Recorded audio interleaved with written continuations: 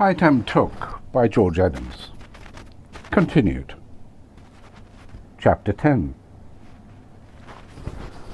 Police Central in Arsenal Street could be the headquarters of a respectable modern global bank. It's tall, shiny, solid-looking, and is full of computers and paper. Everyone there is in a grim and dreary business, but they go about it like they're handling credits and debits all day. I really feel sorry for coppers deep down, as they joined up to fight crime or rescue children from burning buildings, but they're just paper pushers like everyone else in the end. In Hong Kong, the paper is abundant, stenciled, lined in 2 languages, and has a tired, cheap look to it. On the desk before me, Little John and 2 locals in plain clothes were leafing through a stack of it, in a plain brown government folder with my name on it, somewhere amongst the numbers, labels and illegible squiggles.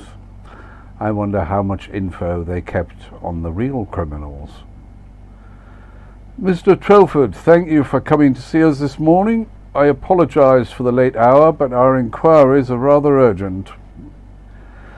It was all being taped, of course, and you could see the words appearing in front of the judge one day, perhaps the next day, and him noting what a nice, polite lot the police were these days. I smiled. Little John looked remarkably fresh for the hour, but his Irish face looked strangely more Irish now, with the beard shadow upon it. His uniform was crisp and neat, and all the studs on it were bright and shiny. Nice, Mr. Littlejohn.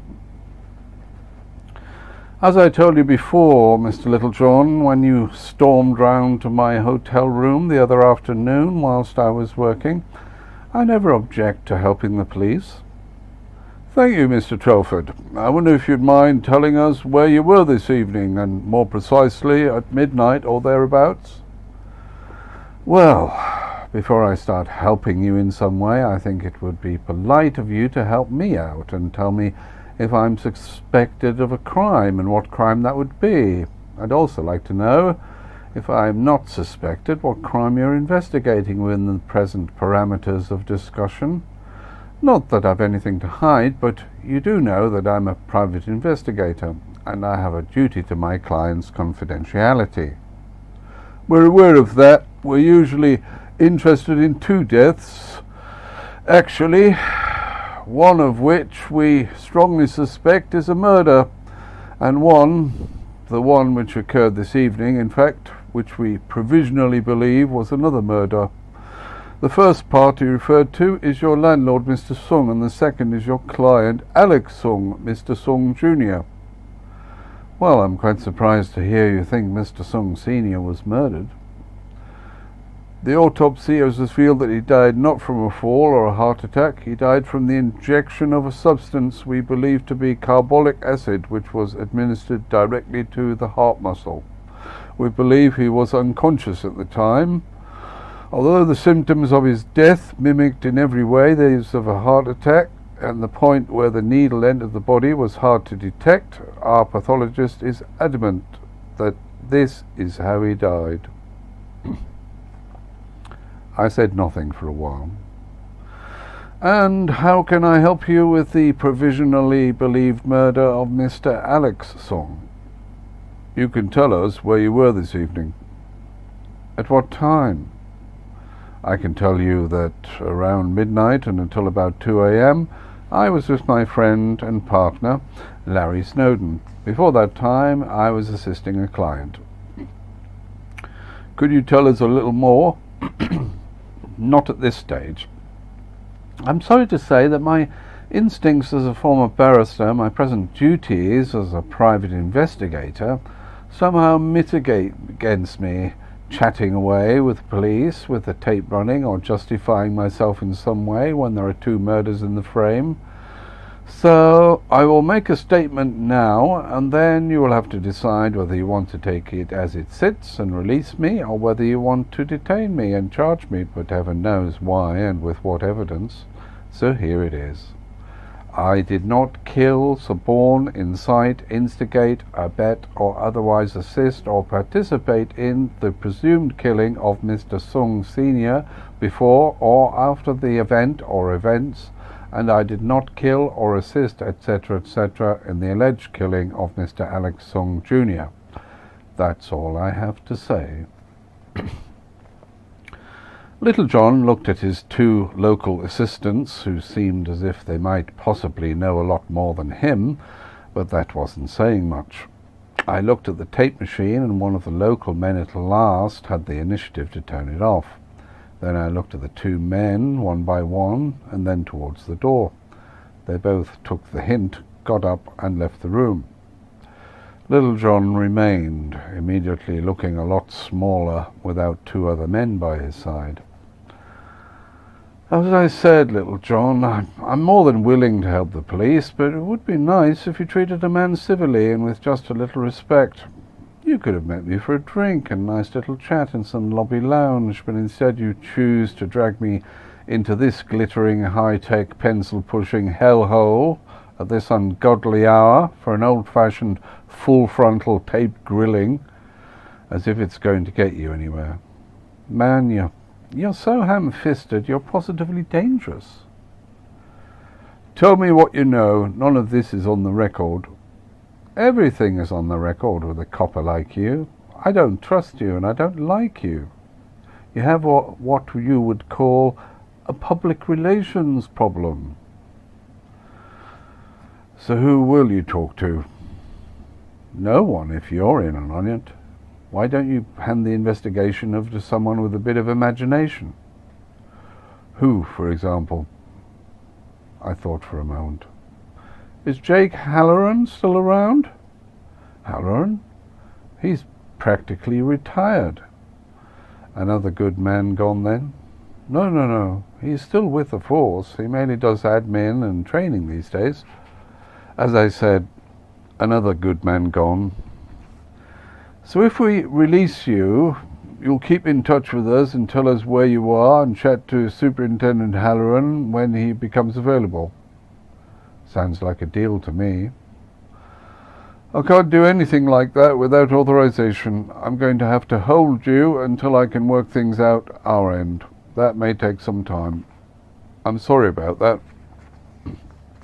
Then Little John's two-goon support group came back in, and they sat shuffling their files and notebooks and whispering away in Cantonese for a while.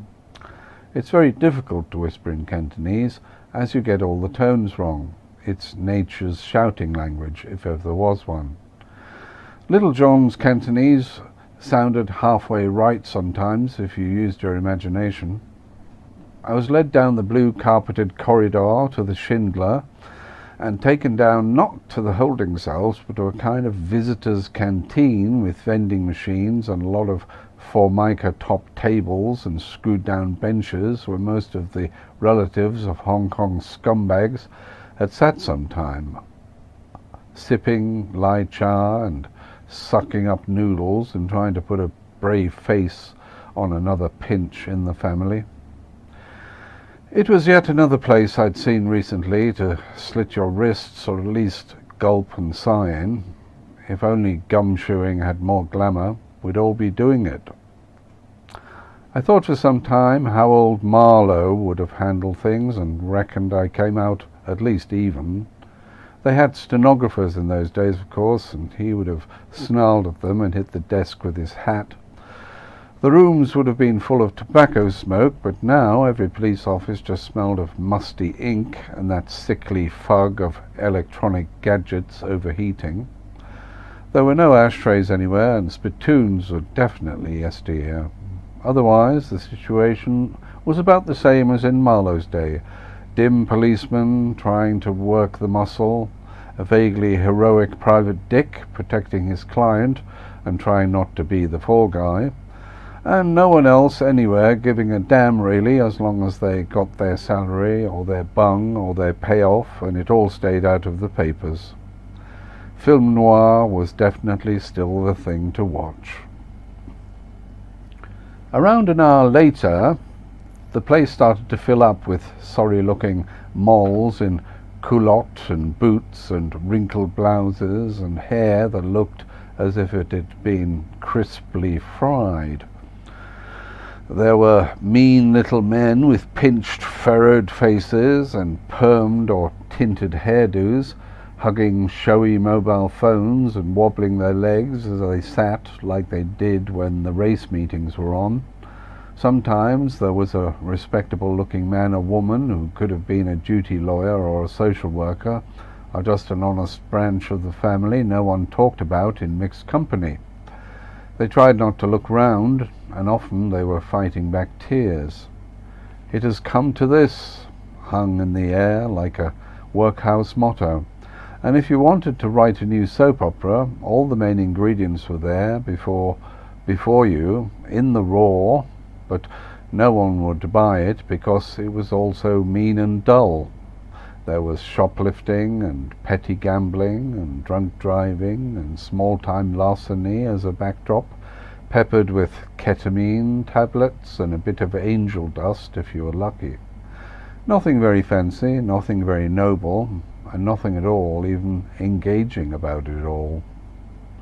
After another half hour or so, but time never really runs like a clock with the police, I was taken down to the holding cells. The two policemen who led me there looked deferential and almost apologetic. My watch and my shoelaces and my man bag and everything else which made me human was taken away and put into a thick brown envelope and a large plastic bag. I was being processed. I had joined the system. I asked for a pencil and a few sheets of paper.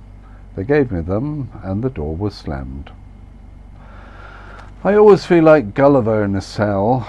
No one appreciates just how nice and large rooms outside the slammer really are. There were bunk beds, but I was alone. I was given some cigarettes and a lighter, as a pipe could be used as a weapon, as we know. But I wondered what kind of weapon it could be. It was dim inside. The air conditioning was brisk and dry and cold. The walls were brown, with a neat snot green trim to lift your spirits. There was the luxury of a squat toilet and a tap and a stainless steel wash basin, but no mirror, no complimentary toiletries, no turn-down service, and no minibar. There was a small table and a chair screwed to the floor, so I sat down and took one of the sheets of paper and tore it up into small pieces. I made some chessmen by writing the names of chess pieces on the scraps of paper with my short brown pencil: K for king, Q for queen, and B for bishop. A second sheet of paper gave me the board, 64 squares to escape this world, for an even harsher one, because which world is harsher than the world of chess? I bravely set up an elaborate defense against a hostile, knowing, relentless opponent. Somehow he seemed to anticipate all my moves. He was caught within half an hour by a delayed Kuznetsky gambit, which completely nullified his elaborate Cambridge Springs defense. The lower bunk bed looked very inviting after all that chess, although it had clearly been designed by someone who didn't think beds were for sleeping in much. It had a sliver of a mattress, springs which grated at your body whichever way you lay, and all the give of a concrete pavement. The stiff grey blanket gathered around me. I eventually dozed off into that place people go when they are just too frustrated and angry and bored to bother too much about being human and alive anymore.